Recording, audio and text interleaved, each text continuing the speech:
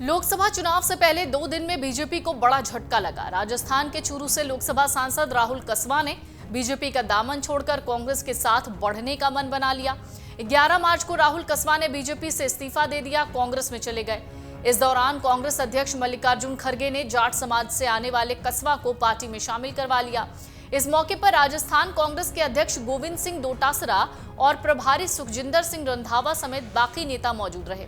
सवाल है कि राहुल कसवा ने क्यों इस्तीफा दिया? क्या बीजेपी से नाराज चल रहे थे राहुल कसवा? राहुल कसवा से क्या कांग्रेस को फायदा मिलेगा? बीजेपी से इस्तीफा देते हुए क्या बोले थे राहुल कसवा? दरअसल बीजेपी ने 2 मार्च को 195 प्रत्याशियों की पहली लिस्ट जारी की, जिसमें राजस्थान की 15 लोकसभा सीटों का ऐलान हुआ। पहली लिस्ट में बीजेपी ने राहुल कसवा की जगह पैरालंपिक खिलाड़ी देवेंद्र झाझरिया को उम्मीदवार बनाया, जिसके बाद से ही वो भाजपा आला कमान से नाराज थे। इसी के बाद से कसवा के कांग्रेस में जाने की अटकलें लगी। माना जा रहा है कांग्रेस उन्हें चूरू सीट से उम्मीदवार बना सकती है। अब जान लीजिए कि कांग्रेस थामने के बाद क्या कहा था राहुल कसवा ने।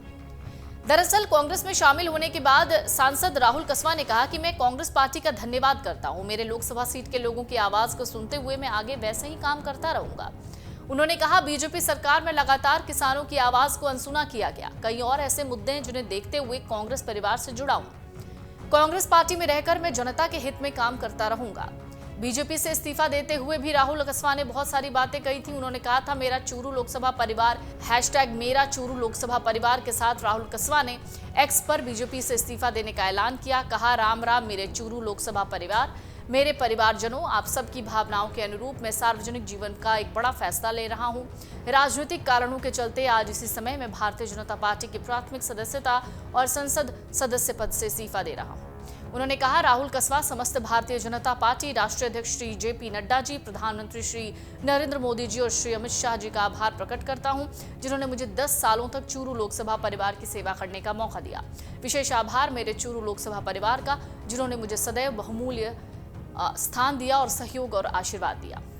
दरअसल आपको बता दें कि 8 मार्च को चूरू जिले के राजगढ़ स्थित अपने आवास पर राहुल कसवा शक्ति प्रदर्शन कर चुके थे और पार्टी को बागी तेवर भी दिखाए। उनकी रैली के बाद से कयास थे कि वो चूरू से बीजेपी के खिलाफ लोकसभा चुनाव लड़ेंगे। राहुल कसवा ने जनसमूह को संबोधित किया था, कहा था कि आगे की डगर मुश्किल है, हमारे सामने कई चुनौतियां आएंगी, क्या आप उसके लिए तैयार हैं? राहुल ने कहा था कि आपका फैसला मुझे पता लग गया, मुझे 2 दिन का टाइम दो, मैं वादा करता हूं कि आपकी इच्छा पूरी करूंगा। अब ये 2 दिन का समय भी सोमवार को पूरा हो गया। राहुल कसवा ने कहा था, हमारा परिवार 1977 से राजनीति में है। 33 साल पहले भैरव सिंह शेखावत ने मेरे पिता को संसद में जाने का मौका दिया, जबकि पहले वो सिर्फ सरपंच थे।